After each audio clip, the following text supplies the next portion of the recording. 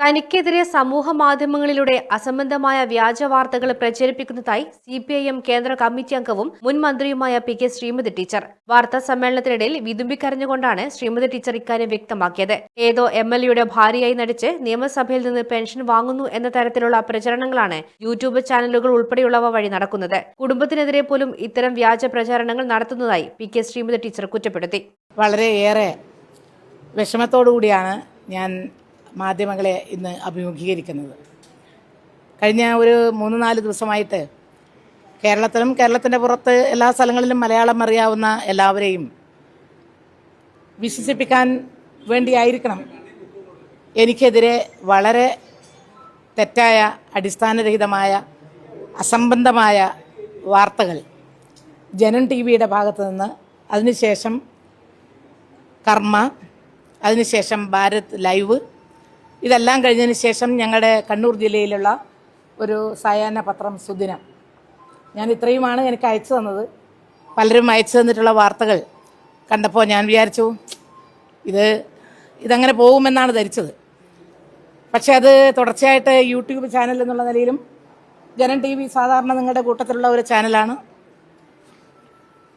അവ ഇങ്ങനെ അത് അടിക്കടി വന്ന് വീണ്ടും എൻ്റെ നാട്ടിൽ നിന്ന് പ്രത്യേകിച്ചും ഇത് അടിയന്തരമായിട്ട് ഇതിനെ സംബന്ധിച്ച് പ്രതികരിച്ചില്ലെങ്കിൽ അത് വലിയ വിഷമം ഞങ്ങൾക്കൊക്കെ തോന്നുന്നുണ്ട്. ഞാൻ വിചാരിച്ചത് കുറേ യൂട്യൂബ് ചാനലിങ്ങനെ എനിക്കെതിരെ ഒരുപാട് വാർത്തകൾ വരാറുണ്ട്.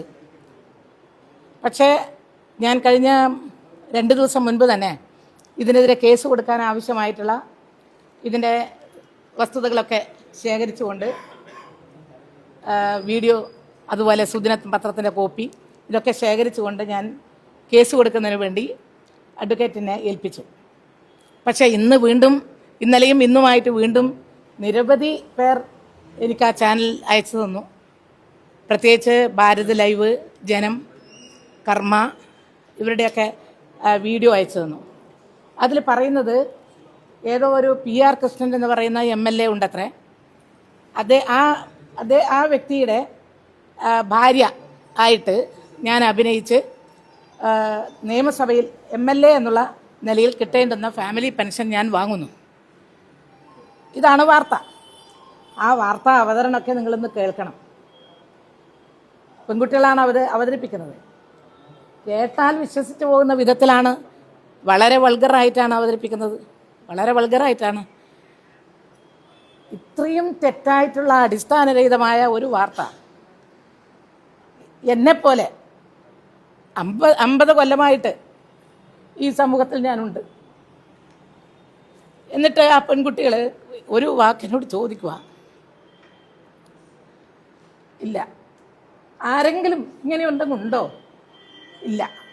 ഇങ്ങനെ ചോദിക്കാതെ വസ്തുതകൾ അടിസ്ഥാനരഹിതമായിട്ട് സമൂഹത്തിൽ ഒരു പൊതുപ്രവർത്തകയെ സമൂഹത്തിനിടയിൽ നാറ്റിക്കുക, അപമതിപ്പുണ്ടാക്കുക എന്നുള്ള ആ ദുരുദ്ദേശത്തിലൂടെയല്ലേ? അല്ല, ഇതിൻ്റെ പിന്നിൽ എനിക്കെതിരായ രാഷ്ട്രീയ ശത്രുക്കൾ ആരെങ്കിലും ഉണ്ടോ? കാരണം ഒരുപാട് തവണ പല ഘട്ടങ്ങളിലായിട്ട് ഇത്തരത്തിലുള്ള തെറ്റായിട്ടുള്ള വാർത്തകൾ എനിക്കെതിരെ വന്നിട്ടുണ്ട്. ഞാൻ ഉദാഹരണം നിങ്ങൾക്കൊക്കെ അറിയാം. ഒരുപാട് കാലം ഞാൻ കമൻറ്റ് എനിക്കെതിരെ പലരും വളരെ വൃത്തികെട്ട രീതിയിൽ കൊണ്ടുവരാറുണ്ട്. തീവ്രത ഞാൻ ഉപയോഗിച്ചൊരു വാക്കല്ല. ഞാൻ ആ സംഭവവുമായി ബന്ധപ്പെട്ടുകൊണ്ട് ഉപയോഗിച്ച വാക്കല്ല. എന്നിട്ട് എന്തോരം മോശമായിട്ടാണ്, എത്ര തവണയാണ്, ഏതെല്ലാം പേജിലാണ് എനിക്കെതിരായിട്ട് ഈ ഇത്ര വൃത്തികെട്ട വിധത്തിൽ എഴുതി എന്നെപ്പോലുള്ള ഇത്രയും പ്രായമുള്ള ഒരു സ്ത്രീക്കെതിരെ ഈ കേരളത്തിൽ കമൻ്റ് ഇട്ട് പിന്നെ ഞാൻ വിചാരിച്ചു ഇതിനെല്ലാം എത്രയാണ് പ്രതികരിക്കുക. ഒരു തവണയല്ല 2 തവണ ഞാൻ കേസ് കൊടുത്ത ഒരു തവണ BJPയുടെ നേതാവ് ഗോപാലകൃഷ്ണൻ പരസ്യമായിട്ട് മാപ്പ് പറഞ്ഞു. അത് തെറ്റിപ്പോയി. ഞാൻ പിന്നീട് അന്വേഷിച്ചപ്പോൾ അങ്ങനെ ഇല്ല, അത് തെറ്റായിരുന്നു എന്ന് മനസ്സിലായി. അന്തരിച്ചു പോയ ബഹുമാന്യനായ എൻ്റെ സഹപ്രവർത്തകനായിരുന്നു നിയമസഭയിൽ PT തോമസ് എറണാകുളം പ്രസ് ക്ലബ്ബിൽ വെച്ച് ഒരു പത്രസമ്മേളനം നടത്തി പറഞ്ഞു, കോവിഡ് കാലത്ത് എൻ്റെ മകന് ഓക്സിജൻ പ്ലാന്റിൽ നിന്നും ആ ഓക്സിജൻ പ്ലാന്റിൽ ഉൽപ്പാദിപ്പിക്കുന്ന ഓക്സിജൻ കരിഞ്ചന്തയിൽ വിൽക്കാൻ വേണ്ടി പൂഴ്ത്തി വെച്ചിരിക്കുകയാണെന്നും അങ്ങനെ നിരവധി കുഞ്ഞുങ്ങൾ മരിക്കുകയാണെന്നും എല്ലാം ഉള്ള ഒരു വാർത്ത വെറുതെ പറഞ്ഞതല്ല. പത്രസമ്മേളനത്തിൽ എറണാകുളം അതിൻ്റെയൊക്കെ കോപ്പി നിങ്ങളൊക്കെ കണ്ടിട്ടുണ്ടാവും. പക്ഷെ ഞാനത് പയ്യന്നൂരിൽ ഒരു കേസ് കൊടുത്ത് തളിപ്പറമ്പിലുള്ള നമ്മൾ പ്രഗത്ഭനായിട്ടുള്ള ഒരു അഡ്വക്കേറ്റ് മുഖേന കേസ് കൊടുത്തു. കേസ് എടുക്കാൻ വേണ്ടി പോകുന്നതിൻ്റെ 2 ദിവസം മുൻപാണ് എനിക്ക് അഡ്വക്കേറ്റ് പറഞ്ഞു, അദ്ദേഹം വളരെ സീരിയസ് ആയിട്ടുള്ള നിലയിൽ അസുഖമായിട്ടാണ് ഇപ്പോൾ ചികിത്സിക്കുകയാണ്, ഇന്ന രോഗമാണ് എന്നൊക്കെ പറഞ്ഞപ്പോൾ ഞാൻ പറഞ്ഞു, ഒരു കാര്യം ചെയ്യും, ഇപ്പം തൽക്കാലം ആ കേസ് ഇപ്പം എടുക്കണ്ട. പയ്യന്നൂർ കോടതിയിൽ എടുക്കാൻ വേണ്ടി പോകുന്ന സന്ദർഭത്തിലായിരുന്നു. അത് എടുക്കണ്ട, അവിടെ നിൽക്കട്ടെ. കുറച്ച് നാൾ കഴിഞ്ഞപ്പോൾ പിന്നെ അദ്ദേഹം ഈ ലോകത്തോട് ഇവിടെ പറയുകയും ചെയ്തു. എന്തടിസ്ഥാനത്തിലാണ് അങ്ങനെ എൻ്റെ മകനെ ഒരു പ്ലാന്റ് പോയിട്ട് എന്തെങ്കിലും ഒരു വസ്തുതയുടെ കുലബന്ധം പോലും ഉള്ളതല്ലേ? ഇങ്ങനെ ഒരു എം എ ഒരു വലിയ സ്ഥാനത്തിരിക്കുന്ന അദ്ദേഹം MP ആയിരുന്നു, എൻ്റെ സഹപ്രവർത്തനായിരുന്നു, MLA ഹോസ്റ്റലിൽ ഞങ്ങളുടെ അപ്പുറത്തും ഇപ്പുറത്തും റൂമിലായിരുന്നു. എന്നിട്ട് പോലും എന്നോടൊന്നും ചോദിക്കാതെ എൻ്റെ മകന് ഓക്സിജൻ പ്ലാന്റ് ഉണ്ട്. അതുപോലെ ഒരു വാർത്ത ഏതോ ഒരു MLA അങ്ങനെ ഉണ്ടോ എന്ന് എനിക്കറിയില്ല. ഞാൻ ചോദിച്ചു, പാലക്കാട് ആരെങ്കിലും അങ്ങനെ MLA ഉണ്ടോ? ഇല്ല. തൃശ്ശൂരുണ്ടോ? ഇല്ല എന്ന് പറഞ്ഞു. പിന്നെ ആരാണ് ഈ കൃഷ്ണൻ എന്ന് പറയുന്ന ആളെ എനിക്കറിയില്ല. അങ്ങനെ ഒരു MLAയുടെ ഭാര്യയായിട്ട് ഞാൻ ഫാമിലി പെൻഷൻ വാങ്ങുക എന്നൊക്കെ പ്രചരിപ്പിക്കുമ്പോൾ എത്ര ഞാൻ 17 സ്കൂള് മുതൽക്ക് പ്രത്യേകിച്ച് അധ്യാപക രംഗത്ത് അതിനുശേഷം 10-50 കൊല്ലമായിട്ട് നിങ്ങൾക്കൊക്കെ അറിയാം എന്നെക്കുറിച്ചാണ് ഇങ്ങനെ ഞാൻ പണത്തിന് വേണ്ടി എന്തും ചെയ്യുന്നു എന്തൊക്കെയാണ് അതിൽ പറയുന്നത്. നിങ്ങളെല്ലാം ചെറുപ്പക്കാരാണല്ലോ, നിങ്ങൾക്കെല്ലാം അമ്മമാരുണ്ടല്ലോ. എന്തൊക്കെയാണ് അതിൽ പറയുന്നത്? എത്ര വൃത്തികെട്ട രീതിയിലാണ് ഈ പ്രചരണം നടക്കുന്നത്. അത് ഏതായാലും ഇത്രയും കൊള്ളരുതാത്ത ഇന്ത്യക്ക് പുറത്തും ലോകത്തിലെമ്പാടുമുള്ള മലയാളികൾ കാണത്തക്ക വിധത്തിൽ ഈ യൂട്യൂബ് ചാനലുകൾ ഉപയോഗിച്ച് എന്നെപ്പോലെ ഒരു വ്യക്തിയെ ഈ രൂപത്തിൽ അധിക്ഷേപിക്കുമ്പോൾ നിങ്ങളാരും നിങ്ങളാരും ചോദിച്ചിട്ടുമില്ല. എന്നോട് ആരും ചോദിച്ചില്ല ഇതുവരെ എന്താണ് വസ്തുത. ഏതെങ്കിലും ഒരു പത്രക്കാരൻ അല്ലെങ്കിൽ ഒരു മാധ്യമ പ്രവർത്തക എന്നോട് ചോദിക്കുമെന്ന് ഞാൻ വിചാരിച്ചു. ഈ കഴിഞ്ഞ 2-3 ദിവസം ആരും ചോദിച്ചില്ല. പിന്നെ എനിക്ക് പറയാതിരിക്കാൻ പറ്റുന്നില്ല. അതുകൊണ്ടാണ് ഞാൻ ഇന്ന് നിങ്ങളുടെ മുൻപാകെ വന്നത്. ഞാനിപ്പോൾ തീരുമാനിച്ചിരിക്കുന്നത് മാനാർത്ഥത്തിന് കേസ് കൊടുക്കണം തന്നെയാണ്. കാരണം ഇത്രയേറെ അഭിമാനക്ഷതം, മാനത്തിന് ഇത്രയധികം കോട്ടം സംഭവിച്ച ഒരു സന്ദർഭം എത്രയോ ഉണ്ടായിട്ടുണ്ട്. പക്ഷെ ഇത് വളരെ മോശമായിപ്പോയി. എൻ്റെ ഭർത്താവ് മരിച്ചു. ഭർത്താവ് അധ്യാപകനായിരുന്നു, ഞാനും അധ്യാപികയായിരുന്നു. 45 വയസ്സിന് വരെ ഞാൻ സ്കൂളിൽ പഠിപ്പിച്ചു. ഞാൻ സ്കൂളിൽ പഠിപ്പിച്ചത് 6ലും 7ലും ഞാൻ കണക്കും സയൻസുമാണ് ഞാൻ പഠിപ്പിച്ചത്. പലരും എന്നെക്കുറിച്ച് അങ്ങനെയൊന്നല്ല പറയാറ്, അധ്യാപികയല്ല എന്നൊക്കെയാണ്. അതിലൊന്നും എനിക്ക് വിഷമില്ല, പറയട്ടെ. പക്ഷേ ഇത് കുറച്ച് കടന്ന കയ്യായിപ്പോയി. ഇത് ഒരിക്കലും ഒരാളോടും, സ്ത്രീയോടും എന്നല്ല പുരുഷനോടും ചെയ്യാൻ പാടില്ലാത്ത ഒരു കാര്യമാണ്. എൻ്റെ ഭർത്താവിൻ്റെ പെൻഷൻ എനിക്ക് കിട്ടും അധ്യാപകൻ എന്നുള്ള നിലയിൽ. ഞാൻ വേറൊരാളുടെ പെൻഷൻ തേടി പോകേണ്ടുന്ന ഒരു വ്യക്തിയല്ല. അങ്ങനെ ഒരു പണത്തിന് വേണ്ടി പോകുന്ന ഒരാളല്ല ഞാൻ. എൻ്റെ അച്ഛനും അമ്മയും എൻ്റെ അമ്മയുടെ അച്ഛനും ഞങ്ങളുടെ കുടുംബത്തിൽ എല്ലാവരും അധ്യാപകരാണ്. അങ്ങനെയുള്ള ഒരു കുടുംബത്തിൽ ഞങ്ങൾക്ക് കിട്ടുന്ന പണം കൊണ്ട് സുഖമായി ജീവിക്കാൻ കഴിയുന്ന ഒരു കുടുംബമാണ് എൻ്റെത്.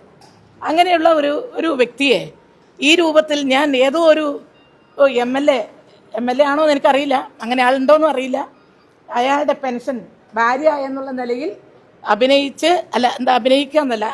ഭാര്യ എന്നുള്ള നിലയിൽ നാട്യം നടിച്ച് എന്നിട്ട് പെൻഷൻ വാങ്ങുന്നു.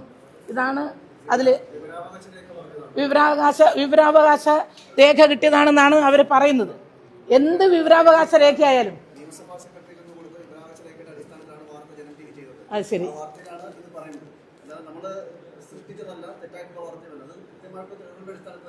വിവരാവകാശ രേഖയാണെങ്കിലും ഒരു വാക്ക് എനിക്ക് അറിയാവുന്ന ആളാണല്ലോ, എൻ്റെ കണ്ണൂർ ജില്ലയിലുള്ള ആളാണല്ലോ അനിൽ നമ്പ്യാർ അല്ലേ. ഒരു വാക്ക് എന്നോട് ടീച്ചറെ എന്നെ അറിയാത്ത ആളുമല്ല. ഞാൻ പറയുന്നത് കേൾക്കൂ. ഒരു വാക്ക് ഇങ്ങനെ വിവരാവകാശ രേഖയിൽ PK ശ്രീമതി ഇന്ന് മറ്റേതോ ഒരു വ്യക്തിയുടെ ഭാര്യ എന്നുള്ള നിലയിൽ പെൻഷൻ വാങ്ങുന്നു. ഇതെന്താ ടീച്ചറെ വിവരാവകാശത്തിൽ ഇങ്ങനെ കിട്ടിയിട്ടുണ്ട്, ടൈപ്പ് എററാണോ അതല്ല വേറെ എന്തെങ്കിലും തെറ്റായിട്ടുള്ളതാണോ, ആരെങ്കിലും കൂട്ടിച്ചേർത്തതാണോ, ഇത് എന്താണ് വസ്തുത? എന്നോട് അനിൽ നമ്പ്യാർക്ക് ചോദിക്കാം. അനിൽ നമ്പ്യാരും ഞാനും അറിയാത്തവരല്ല. അനിൽ നമ്പ്യാർ തലശ്ശേരിയിലുള്ള ആളാണ്, എൻ്റെ അടുത്ത ബന്ധു വീട് അനിൽ നമ്പ്യാരുടെ വീട്ടിനടുത്തുണ്ട്.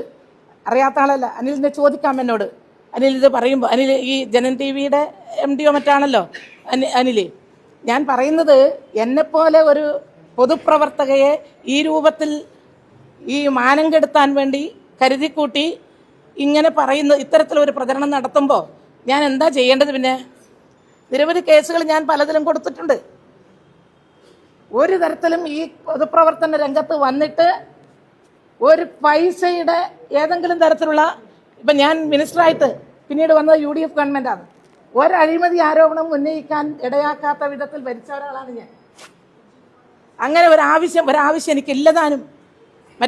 എൻ്റെ ഈ സംസ്ഥാനത്തോ വേറെ എവിടെയെങ്കിലും ഒരു തരത്തിലും എന്തെങ്കിലും ഈ സാമ്പത്തികത്തിൻ്റെ പേരിൽ എന്തെങ്കിലും ചെയ്തു എന്ന് പറയാൻ ആർക്കും കഴിയില്ല. ഞാൻ അങ്ങനെ അഴിമതി രഹിതമായിട്ട് തന്നെയാണ് എൻ്റെ പൂർണ്ണ ജീവിതം പൂർണ്ണമായിട്ടുള്ളത്. വിവരാവകാശ രേഖയിൽ പറയുന്ന കാര്യം എന്താണെന്ന് വെച്ചാൽ, കുന്നംകുളം മണ്ഡലത്തിൽ നിന്ന് ഒരു MLA ഉണ്ടായിരുന്നു, ഒരു PR കൃഷ്ണൻ. PR കൃഷ്ണന്റെ ഭാര്യയുടെ പേര് ഒരുപക്ഷെ ശ്രീമതി ആണോ എന്നൊരു സംശയം ഉണ്ടാവും. ടീച്ചറുടെ പേരിൽ വാർത്ത കൊടുത്ത കാര്യമല്ല ഈ പറയുന്നത്. ചിലപ്പോൾ PR കൃഷ്ണന്റെ ഭാര്യ ഒരു ശ്രീമതി.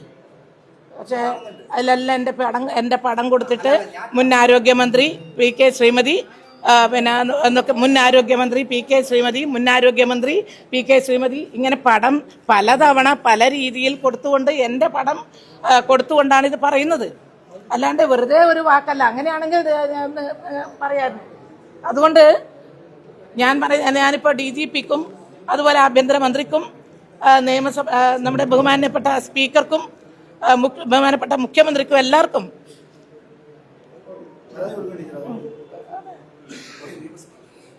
ഒരു പരാതി കൊടുക്കാൻ തീരുമാനിച്ചിരിക്കുകയാണ്. അസംബന്ധമായ വാർത്തകൾ പ്രചരിപ്പിക്കുന്നവർക്കെതിരെ നിയമ നടപടി സ്വീകരിക്കുമെന്നും ശ്രീമതി ടീച്ചർ പറഞ്ഞു. News desk Kannur 1.